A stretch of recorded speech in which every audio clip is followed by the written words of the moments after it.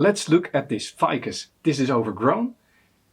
The lower branches are dominating the canopy. I'm going to prune it back, I'm going to defoliate, I'm going to wire, and I'm going to let it regrow over summer and show you how this tree responds to a full defoliation and wiring. Because yes, ficus can be fully defoliated and wired out and backbud enormously, as long as you know what you're doing. This is Jelle, growing bonsai with a nice ficus.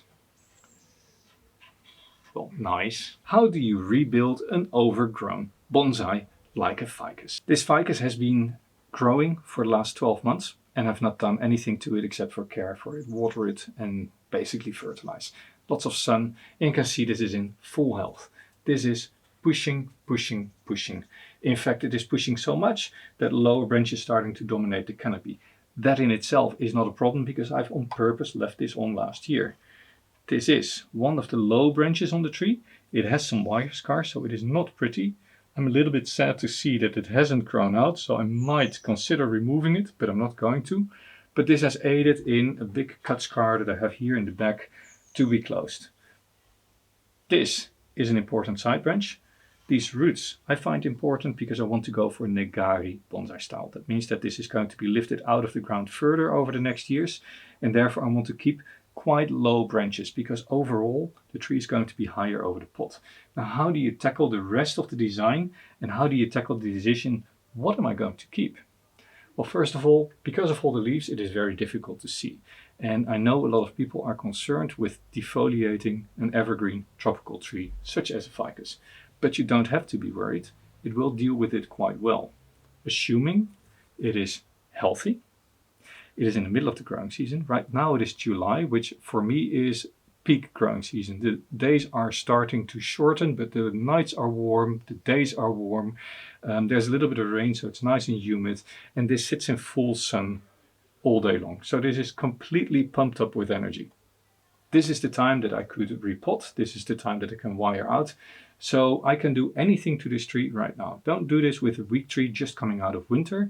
Don't do this if there's only 2 or 3 leaves. First focus on getting your tree back to health. If you don't know how to do that, at the end of the video I will link to a video on general ficus care. This really is about the redesign of this tree. Now, if I look at this tree, first of all, what is a tree? A tree typically has a clear trunk line, it has side branches, and the trunk line ends up high in the apex. The apex being the tallest part of the tree, and that is where the trunk basically disappears in little branches. It is not typically just a whole bunch of branches that come from one point, which you normally see with commercial ficuses, the Ficus ginseng. There you have one point where all the branches emerge. To make those better, it's typically best to reduce them to 2, one as a side branch and one as a main branch, and then create side branches. Well, that's what we've done here already. This was also a grafted tree. So I've got one as a side branch and one as a trunk continuation upon which new side branches are located. But there's way too many branches. You can see here is a cluster of branches forming as well. You see 1, 2, 3, 4, 5, 6 branches coming out. That's way too many. I only need 2 at one location. One for the continuation of the trunk and one for a side branch. So here I'm going to have to remove a lot of branches. Then this one I said already is way too long. So this also needs to be reduced. Now, before I do any further defoliation, let's first prune that off. I'm not going to be very exact. I'm just going to remove sections that I don't want to use. Now, this I could use as a cutting straight away, right? Same here in the top. If I look at the top, you see this branch is coming towards the inside of the tree rather than the outside of the tree, but I want to go to the outside. So this is potentially too much. There's small branches here, but there's one big branch here in the back. Don't know if you can see it, this one. And if I look between the leaves here, you see that is actually the trunk continuation. So this is my main trunk and also my apex. Then this, I said, is going to go on the inside. I don't want this branch here. So let's just crudely remove it. I don't check exactly where I'm cutting. I'm just doing this, like that. Now zoomed in a little bit here on this core area where I've just removed these 2 branches on the inside. You then see here in the background this branch and this branch. I'm flipping it around and I hope that it's still on camera. Here there's a branch and there's a branch. Now in this branch, as well as that branch, this one and that one are both growing up very, very strongly. And in fact, this one has a lot of wire scar and goes all the way into the crown of the tree, all the way to the apex. I don't really want that because I've got this heavy one and I've got a second one here. So this is basically just distracting. Now I've left it on last year, but I'm taking it off just like that. As for this one, this is also going up, but behind it are lots of tiny little branches that now don't have space to grow.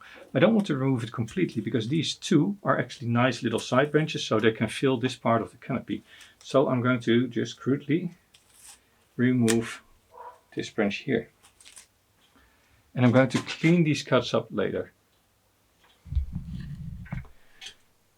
Now if we turn the tree back to the front, what you see is a lot more open space in here.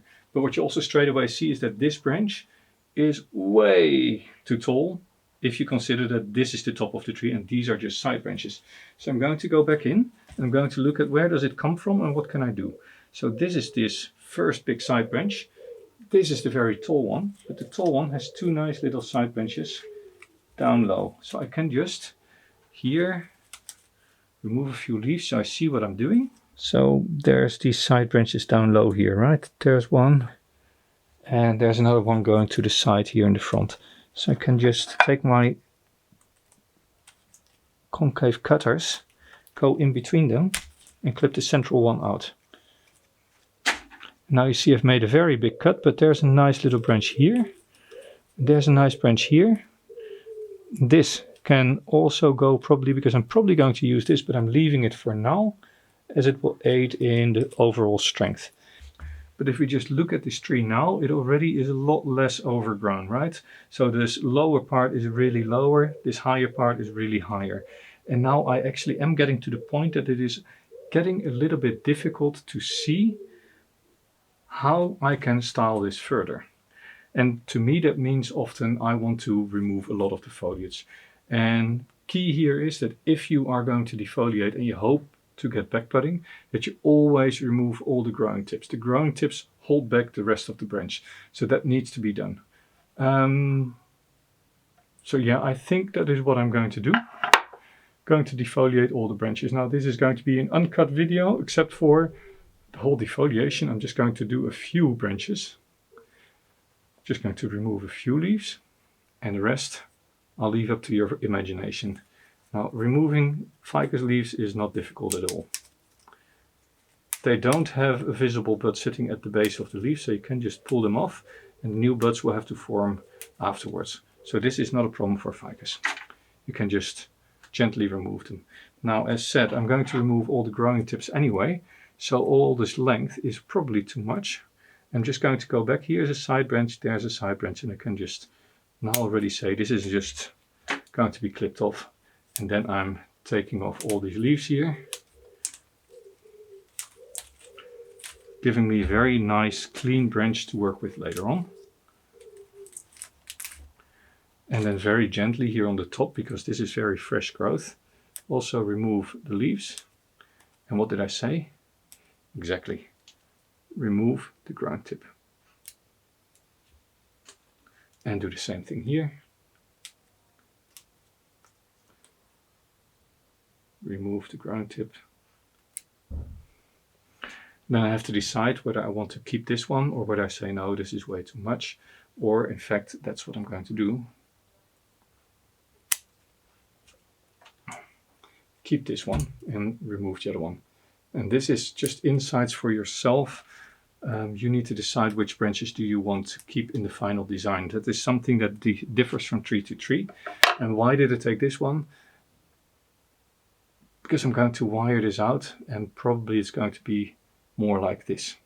So that this little branch comes up and the other one goes a little bit to the left. Now ficus makes white sap, and the sap can be a little bit annoying, can burn on your hands if you're sensitive to it. It's basically just natural latex. And what you can do is you take a little bit of water in a water sprayer and you just spray your tree with it while you're doing this. and that will stem the flow of latex quite quickly. Now here we're at this cluster of branches that I told you about before.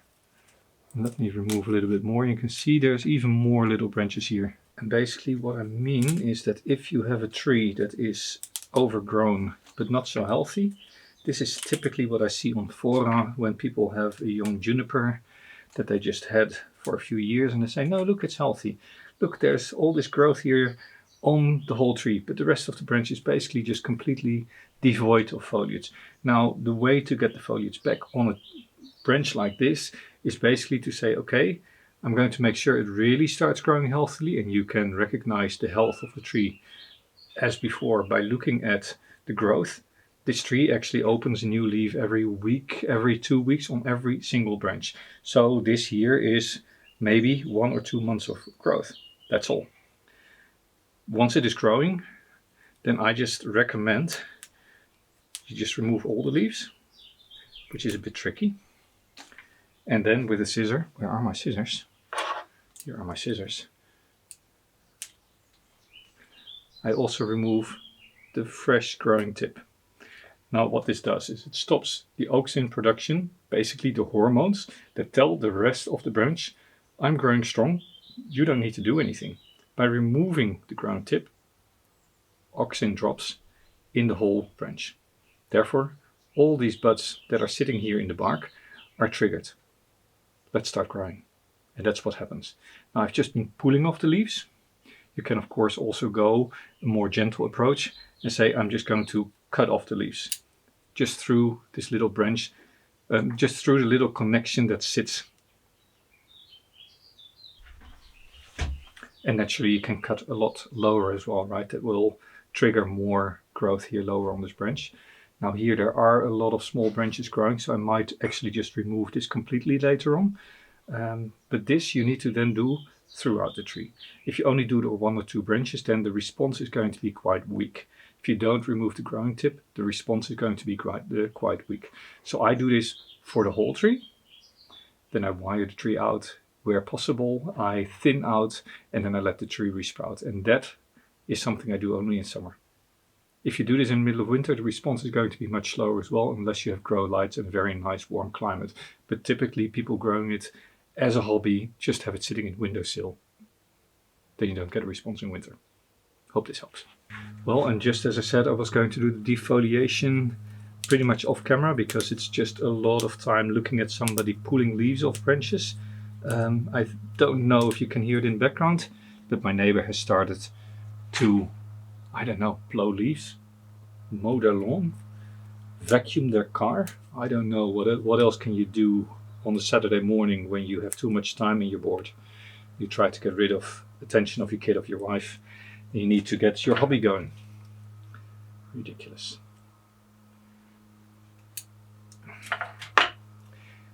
Now what I'm noticing is that on the inside there's a lot of spider silk as well, and I do think this tree is infected with spider mites throughout. So I will, at the end of this video, also treat this against spider mites. I'm just going to use a very generic multi-purpose insecticide for this. Could use soap and oil, but spider mites are tricky.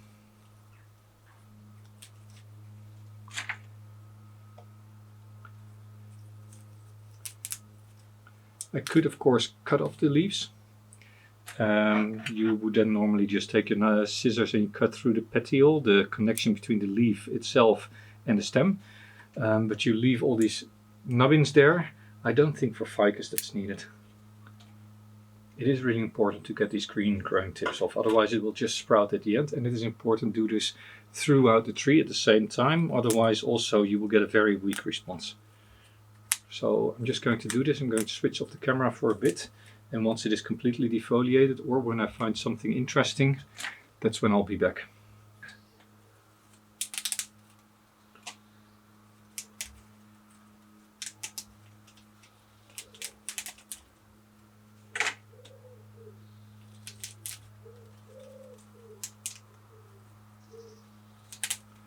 Be careful to not pull off any small side branches, of course. And in fact, this is also a time where if you see these little sprouts here just at the base of a branch that you're going to keep, then the small sprouts you can also remove, right? So I'm just thinning out here on the trunk as well. All these places where there's just little competing branches, like here, all these, this branch is going to stay, so these can go away. So this is an intelligent cleanup. Now here there's a lot of little branches, and one of these two I'm probably going to use, but these very low ones I'm not going to use. They're in an inner curve. I'd rather use the ones here on the outer curve. So these also get to be removed. But these I'm going to keep. Here there's one in the knuckle. Don't need that one. And this way you clean out the whole tree. You leave these small ones, and I might in fact also not defoliate them because I need to let them grow. And after this is all done, you have a very nice view of the whole tree. But yeah, as said, be aware what you pull off. There's little side branches also higher up in your tree if you're lucky. Don't pull those off in this process, because that is actually what you might want to cut back to already instead of just having bare stumps.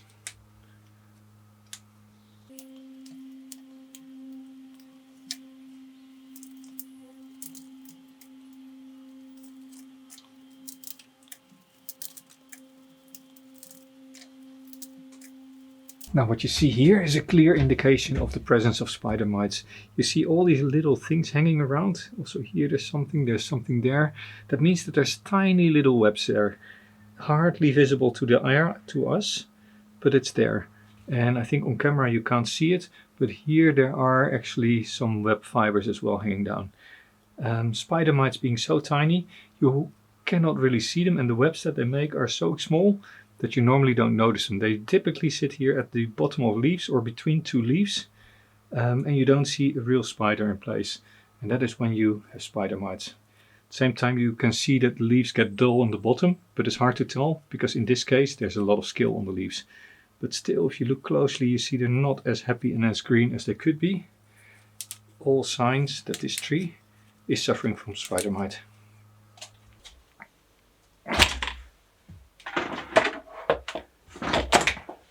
Right, now if we move some things around, here's too much stuff laying around. Let's analyze this tree. As said, this is for me the front of the tree, roughly. These roots, they are very, very prominent, which is okay because it is going to be negari. These little roots here, they go inward, so they should actually be moved outward. Now it's not an ideal moment after full defoliation and wiring to also repot. So I'm not going to repot, but I'm going to readjust, because if you look at the angle of the tree, you see that it really hangs back, and then the top is behind the root base. I don't want that. I don't like that. I like it more if the top of the tree is in front of the root base. Now I've been digging a little bit here, and if you look, there is no roots on this side at all. And that's probably also why I planted it at this angle, so it could get roots. Now there's a few roots on this trunk. There's these roots.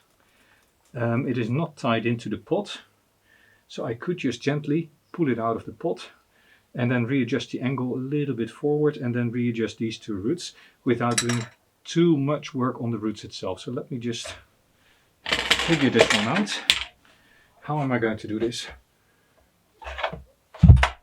Up, up.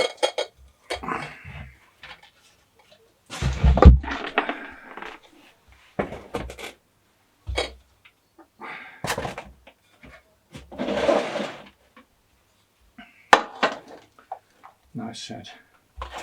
Just lifting it out gently, adding a little bit of the substrate here at an angle, so I can replant it like this at an angle, and just scrape the substrate towards the front. And with my chopstick I can now excavate this root a little bit, see whether that works, and just slightly gently adjust the angle. So I don't even pull it out, right? I'm just moving it a little bit, and then I'm adding substrate around it so it doesn't move back all that quickly. This little root, don't think it will root in, but like that. And now in the back I'm just going to remove the substrate here. You see there's lots of small roots, but that's fine. I'll cover those up later again. Scraping away until here also I'm again under the rim of the pot. And then I can put all these roots back into the pot on this side. So I'm not disturbing the core of the root ball, just disturbing a few roots. And that should not be too much of a challenge for this tree.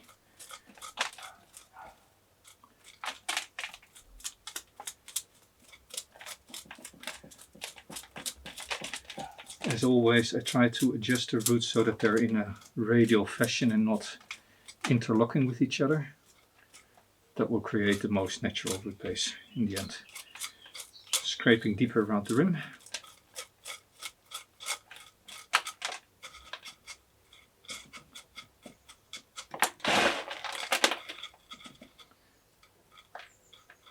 And gently drape all these roots into this little groove that I've created, so that they go into the pot, and at the real repotting I will trim them back and then I'll pot them up properly. But right now it's just about adjusting the angle for a better root base later on.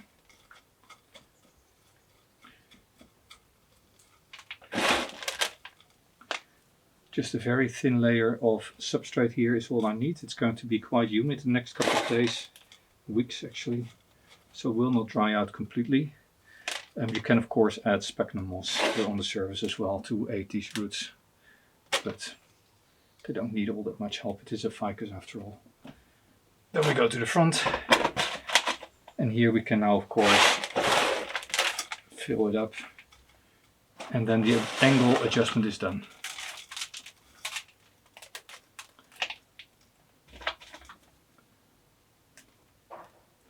These little roots also, I don't think they will root still, but at least they're now in the surface. Now that you see these roots actually come out a little bit more, and at the next repotting I can make that even more extreme.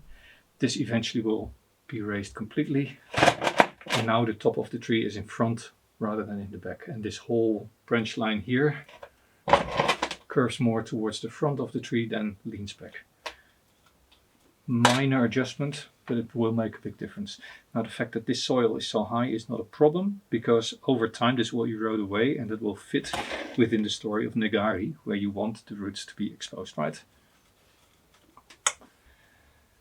Then, if we look at this tree from the front, a few things are clear. Here on top, what you see is this is overgrown, and here this cluster is where all these branches were sitting. You see this thickening happening. I can of course remove all these little stubs, but it will never become really pretty. Now this branch has fire scars here on the lower part. There's a cut here and there's all these little branches, and what I'm thinking about doing is making this my new leader, removing this top and all these little branches that sit here, including I think in fact this one here, and just work with this one, hoping that new buds will pop on this one that will create new side branches. And I'm just going to keep this branch here as my side branch on this side that grows over on this. So what I'm going to have to do is remove all of this here, and I'm just taking a few steps to remove it. I'm not just going to try and cut it in one go, because then I will just have lots and lots of problems. Let me just remove all these branches here and then remove the nubbin.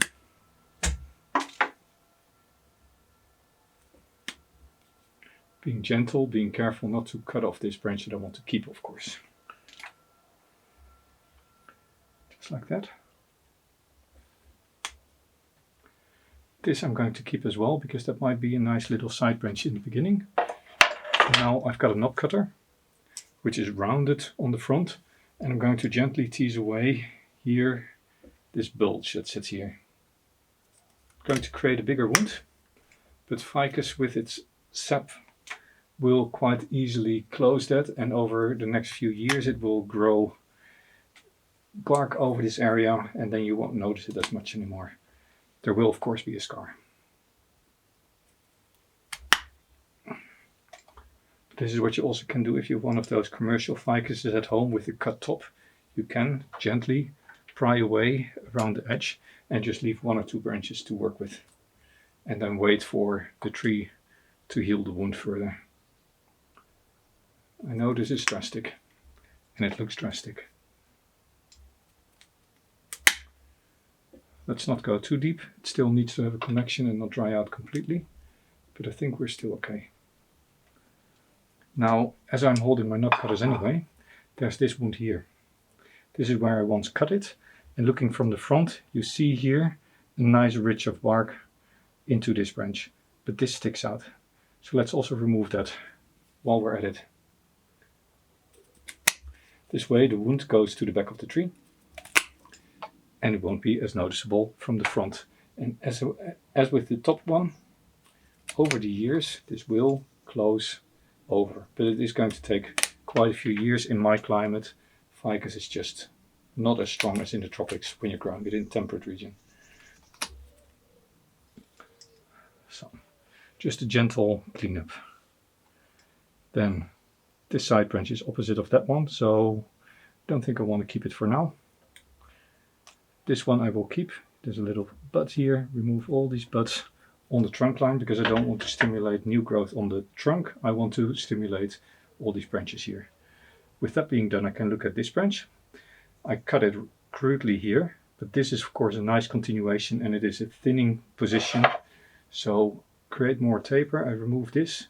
I'm just expecting more buds to form on the trunk to have side branches. Here I have 3 branches in one location. Remove one, thinning it all out. Same here, there's 2 at the top. I just want this one because I've got this nice branch.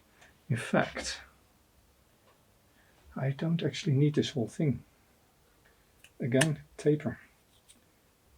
There's no problem, of course, to leave a little bit of a stop and come back in a year's time and clean that out. This is the new top. That's the back branch. Now here there's quite a few branches in one spot as well. This comes straight forward, but is in the top third of the tree, so can stay. And then I will remove this small one here to avoid the clumping that I had before. This is a nice little side branch I'm keeping, so removing the buds here and there. This is also not very pretty. This is an old cut mark. But how to improve it? Well, one way to improve it is to remove the whole thing and just keep this side branch. And with that, create a more gentle sloping curve. Just like that. And here also over the next year, it will have to grow over that wound. You see the sap coming out straight away. Here, I'm going to just leave this. In the future, I want to go back to this branch, but it is really weak and I don't want to weaken the tree too much. It's all cleaned up. This stub here I'm leaving also for the year so that these 2 branches can grow strong first, and now I'm just going to wire it out, predominantly using 1.5 millimeters of wire because most of the branches are quite thin. And effectively, where do you start? Well, I start at the lowest branches. I'm not going to wire these just need to start growing first. When you have wire scars, you can go in the same direction. There's some people who say, well, everything there is dead. I don't believe it. I believe this is alive. I'm going to go in the other direction so that I get a crosshatch shape. And with that, normally I hope that it will look natural in a few years. So let's pay attention. How long? This long. I'm not going to bend the base of the tree. I'm not going to bend the base of the branch. I'm just going to bend these little branches. And now I'm using this wire to go on the thickest. And then I can use another wire for these 2. So the base is set. This one I'll bring down to this, over and around, and just gently put the wire around the branch all the way until you reach the end of the green. There you go. Looking from the front, well, this can actually go quite low because, as said, it's going to come even further out of the pot and back up. Put a little wiggle in all directions. I try to keep the bend close to the trunk. That looks most natural. This one should therefore not come towards me. It should go a little bit to the side. And I said, for the other one, I'm just using another piece of wire, putting it parallel to the wire that's already on there, putting 1 or 2 loops around one end, and coming around. And now I can wire this all the way to the tip. Same here.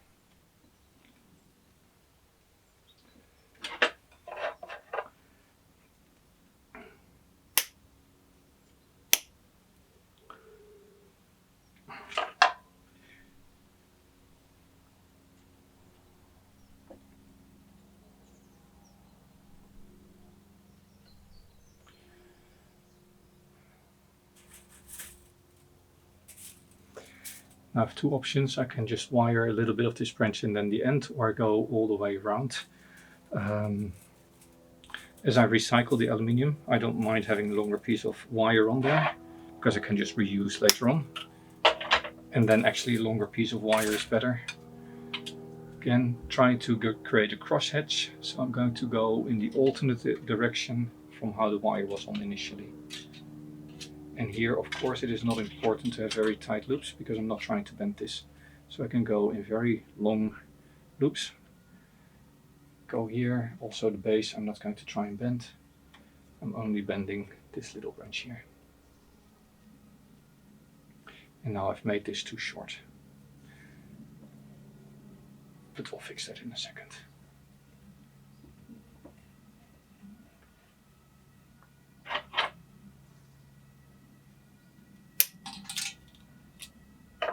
And how do we fix that? Well, simple.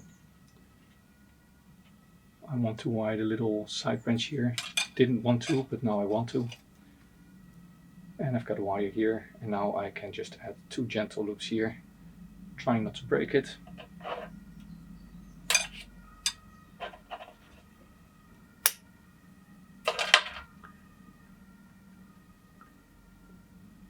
So looking again from the front,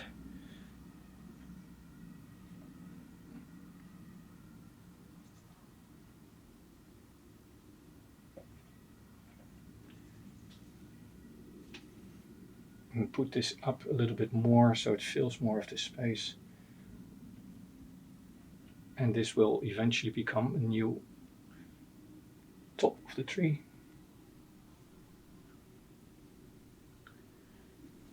Something like that. So it's going to be a very, very wide looking tree. It's not going to be all that tall.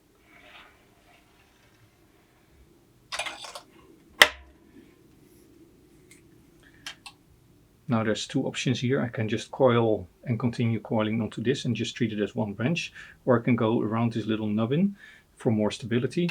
I'm just going to go in and wire in opposite directions. So I go in from the bottom. Actually, now those need to go down, so I come in from the top. Provides more strength if you come from the direction where you're pulling. Wire one, and the other one is wired in the opposing direction.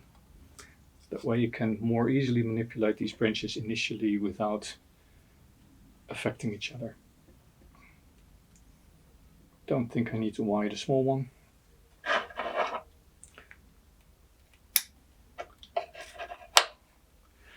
Always look from the front to see where your branches need to go. This can go up a little bit and then down. Now you see why the small one didn't need to be wired, because it is actually in a pretty decent position. There's two branches here, and I want both of them to be wired out. So I'm just going to plop a wire down, leaving it a little bit longer than that small side branch. Find my way along the trunk.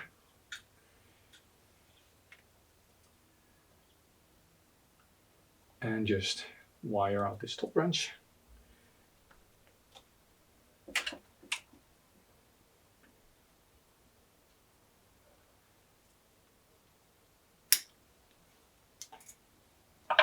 Do the same for the lower branch here.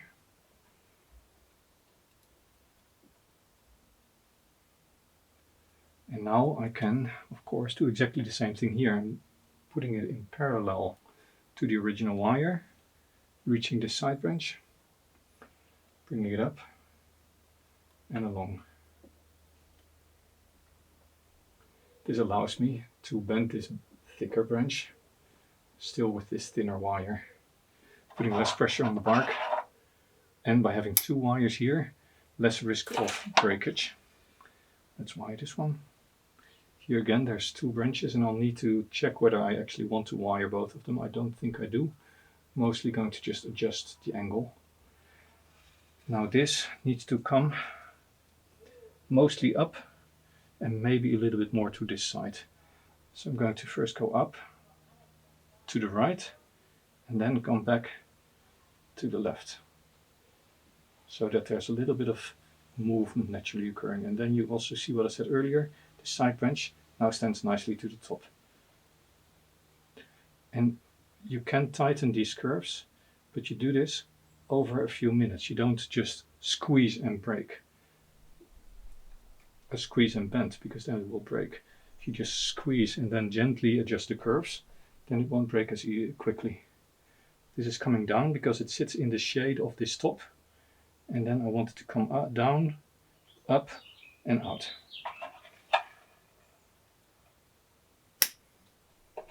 And in the back this one. Come forward so it embraces the viewer. And the little side branch is now pretty much in the same space. That's fine. Maybe even a little bit lower. So I'm really aiming for one of those ficuses that's really broad and wide and hangs down. So that's why also I need to go back to one of these side branches here at some point. But now first it needs to get stronger. I am going to put a pro forma wire on this, but it doesn't really bring much. How does this look? I think more extreme. That was a break. Did you hear that? That also means that I should stop manipulating this branch now, because once it is cracked, it is still okay. But if you then continue manipulating, it will break completely. I'm now just going to leave that top alone. It's not ideal. A little bit up. At some point I probably have to cut that off and start with a new side branch here.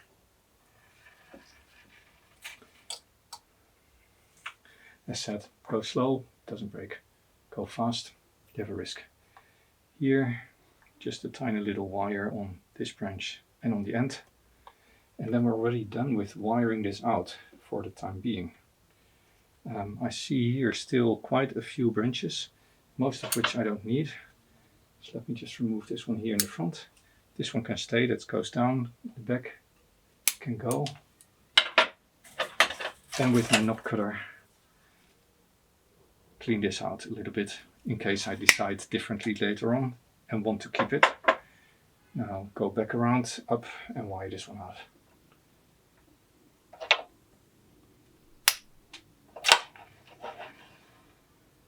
A little bit forward as an embrace, down and up. Same here. And then we're pretty much done. Now what I'm going to do, I'm going to spray the whole tree with an insecticide that also has a miticide in there for the mite infection. And then it's going to sit in a little bit of shade for a couple of days before I expose it again to full sun.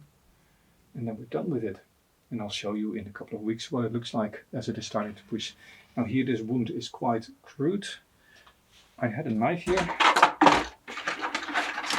And if the wound is not nice, where did it go? There. You can of course with a sharp knife clean out these edges a little bit, aiding the callus in growing over the exposed wood. Now I know this movement is really ugly. But as this is broken, I can't do very much about it. But also because this is broken here, I've added some cut paste here on the bigger wound to reduce water loss. I've done the same low down on the biggest wound, and I'll put a droplet of cut paste here also on the area where it is cracked. So it reduces water loss and therefore it will heal over rather than have this section die off. Or at least that is what's happening in theory. And this is what these areas look like a year or two after a big branch has been removed. You see that the edges have grown over the cut and there's just a tiny little hollow here. But from here to here is where a branch was. We just didn't cut away deep enough, so it is sticking out a little bit. But roughly this is the sort of healing that you can expect. I might actually take a little bit of netting here around it so that these roots are aided in further developing, because they're not very pretty and I do not like how this looks. Right, now a little bit of fertilizer, good for the tree and aids in developing these roots on this side. Then let's find a little bit of substrate. Just a thin coat of substrate covering the base of these roots, just like that. And then I use a little bit of sphagnum to keep the whole area moist here. Now this is of course very interesting for birds, and that's what I needed the mesh for. Once this is nice and tight on there, let's see whether this fits. This is very old mesh that I've used for multiple trees. But maybe this fits here. And then I'll just connect a bit of a wire on the other end to hold it in place. Just like this. And now the birds can't really get to it. Just like that. Need to figure out how to best fit this, but that's roughly it. And now it goes back into the garden. 2 weeks of wet weather, and what you see, everywhere there is sprouts coming up. In fact, everywhere there's weeds coming up as well. These I will need to pull, but that's not so critical. I can also leave those and pull them later. But what is also very critical, I need to remove all the buds that I don't need, because this tree now has so many buds that this is going to be one big bush with conflicting branches. So this is a critical time. I can do it now, or I can wait a week or two more until I have this sort of branches everywhere. Now I have a little bit of time, so let me just show you what I mean when I say remove conflicting branches. And then later on, once this has grown out a little bit more, I'll just take my time and do the whole thing. Now I'll take a look here in the top. Effectively, I've got here a nice side branch, 2 side branches. And here at the base, there's all these buds popping, and I don't actually want all these buds here at the base. So these all need to be removed. And as said, these are still quite young. So I can also wait a little bit longer, then it's easier to see what you're doing. And also here at the base, on the branch itself, I actually don't need side branches this low. Same here, all along there's little buds that I don't need, but a little bit further, I want them. Now here's a little bud that I really don't need for the development of a tree, because there's not going to be a branch here. Here there could be a branch. Here there could be a branch, but this is actually a very nice location. So these I'm going to remove. Just like that, and leave this in place. Then here I'm going to remove all of them. In the back I'm going to leave one. I'm going to remove all the other ones, also here at the base of these side branches. Here at the base of the side branch there are loads and loads of buds. Remove those. Here the same. So this needs to be all cleaned out, otherwise we're going to get all the clumping again, and we didn't want the clumping. Right, and this is what I'll need to do throughout the tree. I need to decide on which spots do I actually want to encourage growth. And everything else I'm going to remove. And later on I can still decide remove more. And yes, I do want branches here, but not so many. Just one here is enough. So this I don't need. This I don't need. These low ones here I don't need. This one might be interesting. Here I'm just going to keep one, the one that's most forward. Low ones in the back I'm removing, I don't need them. There's one here in the back that you can't see, I'm leaving in place. Everything else needs to go. Now look at all this young growth. And no, I'm not referring to all the weeds that have decided to grow in this spot. No, I mean all the nice back budding. You see, this is what I mean. You now have so many branches. I am in the luxury that I can just pick whatever I want. I can cut back to wherever I want. This whole tree is now full of life. And yeah, I'm just going to sort it out. This is the end of this video, the uncut version. Next year the full video will be on everything that I'm doing on this ficus tree. And that is basically growing it from a cutting all the way until I have a negari style ficus, because that's the aim of this tree eventually. Not sure whether I can get there, but wait till next year. This was Jelle, growing bonsai. If you haven't seen the videos yet on how I got to develop the big tree, look there, the first video and the second video.